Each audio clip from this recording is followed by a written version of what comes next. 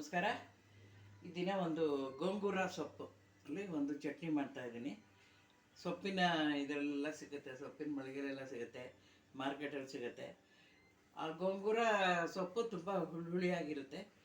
ಹುಣಸೆ ಹಣ್ಣು ಅದಕ್ಕೆ ಬಳಸೋದೇ ಬೇಡ, ಚೆನ್ನಾಗಿರುತ್ತೆ, ಒಂಥರ ಚಟ್ಪಟ್ ಅಂತ ಚೆನ್ನಾಗಿರುತ್ತೆ. ಬನ್ನಿ ನೋಡ್ಕೊಂಬರೋಣ ಚಟ್ನಿಗೆ ಏನೇನು ಬೇಕು, ಬನ್ನಿ ನೋಡೋಣ. ಇದು ಗೋಂಗೂರ ಸೊಪ್ಪು ಒಂದು ಸ್ವಲ್ಪ ನೆನ್ನೆ ಒಂಚೂರು ಒಣಗಿದ ಥರ ಮಾಡ್ಕೊಂಡಿದ್ದೀನಿ.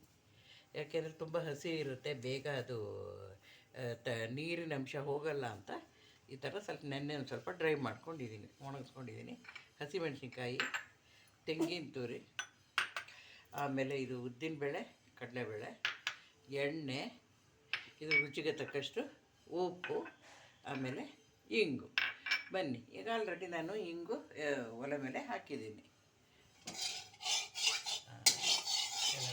ಹಾಕಿದ್ದೀನಿ ಆಯಿತಾ. ಈಗೇನು ಮಾಡೋಣ, ಕಾಯ್ತಾ ಇದೆ. ಇದಿಷ್ಟು ಕಡಲೆಬೇಳೆ ಉದ್ದಿನಬೇಳೆ ಹಾಕೋಣ, ಇದನ್ನು ಹುರಿಯೋದು.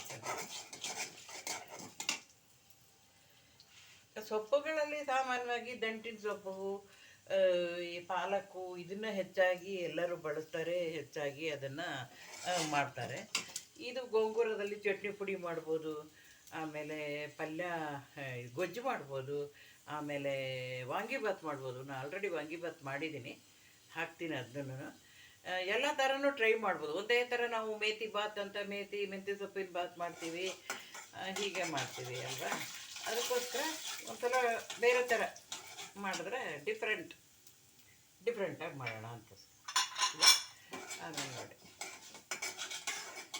ಅದು ಆಗ್ತಾಯಿದೆ. ಈಗೇನು ಮಾಡೋಣ, ಹಸಿಮೆಣಸಿನ್ಕಾಯಿ ನಿಮಗೆ ಎಷ್ಟು ಬೇಕೋ ಅಷ್ಟು, ನಮ್ಮನೇಲಿ ಸ್ವಲ್ಪ ಖಾರ ಕಮ್ಮಿ ಇರೋದ್ರಿಂದ ಒಂದು 4-5 ಪೀಸ್ ಹಾಕ್ತಾಯಿದ್ದೀನಿ. ಅದನ್ನು ಬಿಡೋಣ, ಅದು ಸ್ವಲ್ಪ ಹಾರುತ್ತೆ. ಕುಡಿಯುವಾಗ ಸ್ವಲ್ಪ ದೂರ ಇಟ್ಬೋದು, ತುಂಬ ಹಾರುತ್ತೆ. ಸೊ ಅದಾಯ್ತು. ಈಗೇನು ಮಾಡೋಣ, ಇದು ಇಷ್ಟು ಹಾಕಲ್ಲ, ನಾನು ಒಂದೇ ಒಂದು ಹಿಡಿ ಹಾಕ್ತೀನಿ.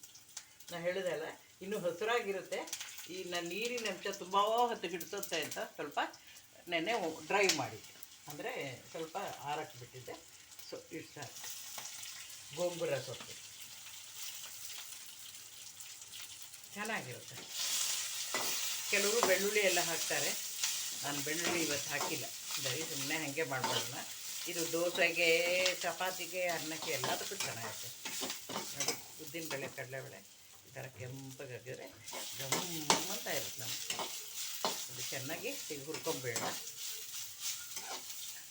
ನೋಡಿ. ಅದು ಬಗ್ಗಿದ ತಕ್ಷಣ ಯಾವ ಬಣ್ಣ ಬರುತ್ತೆ ನೋಡಿ ಸೊಪ್ಪು ಎಲ್ಲ ಈ ಥರ ಮಗ್ಗೋಗುತ್ತೆ, ಒಂದೇ ಕ್ಷಣ ಅಷ್ಟೇ. ಆಮೇಲೆ ತೆಂಗಿನ ತುರಿ ಇದಿಷ್ಟು, ಅದನ್ನು ಹಾಕ್ಬಿಡೋಣ. ಎಲ್ಲ ಹಾಕ್ಬಿಟ್ಟಿದ್ದೀನಿ ನೋಡಿ, ಎಲ್ಲ ಹಾಕ್ಬಿಟ್ಟಿದ್ದೀನಿ. ಅದನ್ನು ಒಂದ್ಸಲ ಹುರಿಯೋಣ. ಕಾಯಿ ಹುರಿದ್ಬೇಡ, ರಾತ್ರಿ ಮಾರನೇ ದಿವಸ ಉಪಯೋಗಿಸ್ಕೋಬೋದು, ಏನಾಗಲ್ಲ. 2 ದಿನದ ಮೇಲೆ ಆಗೋಲ್ಲ ಉಪಯೋಗಿಸೋಕ್ಕೆ. ದೋಸೆಗೆ ಹಾಕ್ಕೋಬೋದು, ಅನ್ನಕ್ಕೆ ಹಾಕ್ಕೋಬೋದು, ತುಂಬ ಟೇಸ್ಟಿಯಾಗಿರುತ್ತೆ. ಆಮೇಲೆ ರುಚಿಗೆ ತಕ್ಕಷ್ಟು ಉಪ್ಪು ನೋಡಿ. ಹುರಿದಿದ್ದಾಗೆ ಹೋಯ್ತಾ, ತುಂಬ ಈಸಿ ಮಾಡೋದು. ಅದು ಆರದೇ ಟೈಮ್ ತೊಗೊಳುತ್ತೆ ಅಷ್ಟೇ. ಇದು ಆಯಿತು. ಈಗ ಇದನ್ನು ಇನ್ನೊಂದು 2 ನಿಮಿಷ ಸಣ್ಣ ಉರಿ ಮಾಡ್ಕೊಳ್ಳಿ. ಹುರಿದ್ಬಿಟ್ಟು ಆರಿಸ್ಕೊಂಡು ತಿರುಗ್ಕೊಂಬರ್ತೀನಿ. ಒಂದು ಸಣ್ಣ ಬ್ರೇಕ್. ನೋಡಿದ್ರ, ಸೂಪರ್ ಚಟ್ನಿ ರೆಡಿ ಇದೆ. ನಾನು ಹಾಕಿದ ಕ್ವಾಂಟಿಟಿಗೆ ಇಷ್ಟೇ ಆಗೋದು. ಒಂದು ಹಿಡಿ ಸೊಪ್ಪು ಹಾಕಿದ್ದೆ, ಆಮೇಲೆ ಒಂದು ದೊಡ್ಡ ಸ್ಪೂನು ಉದ್ದಿನಬೇಳೆ, ಒಂದು ಕಡಲೆಬೇಳೆ ಹಾಕಿದ್ದೆ, ಹಿಂಗೆ ಹಾಕಿದ್ದೆ, ಹಸಿಮೆಣ್ಸಿನ್ಕಾಯಿ ಹಾಕಿದ್ದೆ, ಕಾಯಿ ಹಾಕಿದ್ದೆ, ಅಷ್ಟಕ್ಕೆ ಇಷ್ಟು ಚಟ್ನಿ ಆಗಿದೆ. ಮಿಕ್ಸಿಲಿ ಒಂದು ಸ್ವಲ್ಪ ತಳದಲ್ಲಿ ಮಿಕ್ಕಿದೆ ಇಟ್ಟಿದ್ದೀನಿ. ತುಂಬ ಚೆನ್ನಾಗಿರುತ್ತೆ, ವೆರಿ ಟೇಸ್ಟಿ. ಬನ್ನಿ ನೋಡೋಣ. ನಾನು ನೋಡಿ ಹೀಗೆ ಒಂಥರ ಸ್ವಲ್ಪ ಬಿಸಿ ಬಿಸಿ ಅನ್ನ, ಒಂಥರ ಕಡಲೆಕಾಯಿ ಎಣ್ಣೆ ಎಲ್ಲ ಇಟ್ಕೊಂಡಿದ್ದೀನಿ. ಇದನ್ನು ಒಂಚೂರು ಹಾಕ್ಕೊಂಡು ತೋರಿಸ್ತೀನಿ, 1 ನಿಮಿಷ ಆಯಿತು. ಈಗ ಒಂದು ಸ್ವಲ್ಪ ರೈಸ್ ಹಾಕ್ಕೊಳ್ಳೋಣ. ಒಂದು ಸ್ವಲ್ಪ ಹಾಕ್ಕೊಳ್ಳೋಣ, ಜಾಸ್ತಿ ಹಾಕ್ಕೊಳ್ಳಲ್ಲ, ನಿಮಗೆ ತೋರ್ಸಕ್ಕೆ. ಆಮೇಲೆ ಒಂದು ಸ್ವಲ್ಪ ಚಟ್ನಿ, ಆಮೇಲೆ ಒಂದು ತೊಟ್ಟು ಎಣ್ಣೆ. ಮೋಸ್ಟ್ಲಿ ಎಣ್ಣೆ ನಾವು ಸ್ವಲ್ಪ ಜಾಸ್ತಿ ಬಳಸ್ತೀವಿ ಚಟ್ನಿಗೆ ಗಿಟ್ನಿಗೆ ಎಲ್ಲ, ತುಂಬ ಹಾಕ್ಕೊಂಡು ತಿಂತೀವಿ, ಭಾಳ ಚೆನ್ನಾಗಿರುತ್ತೆ. ನೀವು ಒಂದ್ಸಲ ಟೇಸ್ಟ್ ಮಾಡಿ, ಅನ್ನಕ್ಕೆ ಥರ ಚಟ್ನಿ ಮಾಡ್ಕೊಂಡು ತಿಂದು ನೋಡಿ. ಇನ್ನೊಂದು ದಿವಸ ನಿಮ್ಮ ಕೇಳ್ತಾರೆ ಮನೇಲಿ ಈ ಥರ ಕೊಡು ಅಂತ, ಅಷ್ಟು ಚೆನ್ನಾಗಿರುತ್ತೆ. ಏನು ಮಾಡ್ತಾರೆ, ಇದನ್ನು ನಾನು ಮನೇಲಿ ಕಲಿಸ್ಬಿಡ್ತೀನಿ. ಇಷ್ಟು ಅನ್ನಕ್ಕೆ ಚಟ್ನಿ ಹಾಕ್ಬಿಟ್ಟು, ಎಣ್ಣೆ ಹಾಕ್ಬಿಟ್ಟು ಇಷ್ಟು ದಪ್ಪ ಕಲಿಸ್ಬಿಡ್ತೀನಿ. ನಾ ಕಲಿಸಿದಾಗ ಎಲ್ಲರೂ ನಂಗೊಂದು ಮಿಡ್ಕೆ ಅಂತ ಎಲ್ಲರೂ ಬರ್ತಾರೆ. ಎಲ್ಲರೂ ಬಿಡ್ಕೆ ನನಗೆ ಮಿಗಲ್ಲ. ಹಾಗಾಗುತ್ತಲ್ಲ ಅಷ್ಟು ನೋಡೋಣ.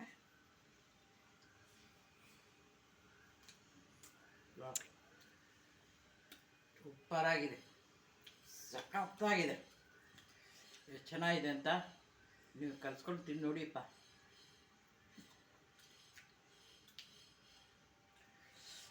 ರೂಢಿಯಾಗಿ ಚಟ್ಪಟ್ ಅಂತ ಇದೆ ನೋಡಿ. ಹೀಗೆ ಮಾಡ್ಕೊಳ್ಳಿ, ತಿಂದು ರುಚಿ ನೋಡಿ ಹೇಗಿದೆ ಅಂತ ಹೇಳಿ. ಜ್ವರ ಬಂದ ಬಾಯಿಗೆ, ಕೊರೋನಾ ಬಂದ ಬಾಯಿಗೆ, ನೆಗಡಿ ಬಂದ ಬಾಯಿಗೆ, ಕೆಮ್ಮು ಬಂದ ಬಾಯಿಗೆ ಕಲಿಸ್ಕೊಂಡು ತಿಂದು ನೋಡಿ.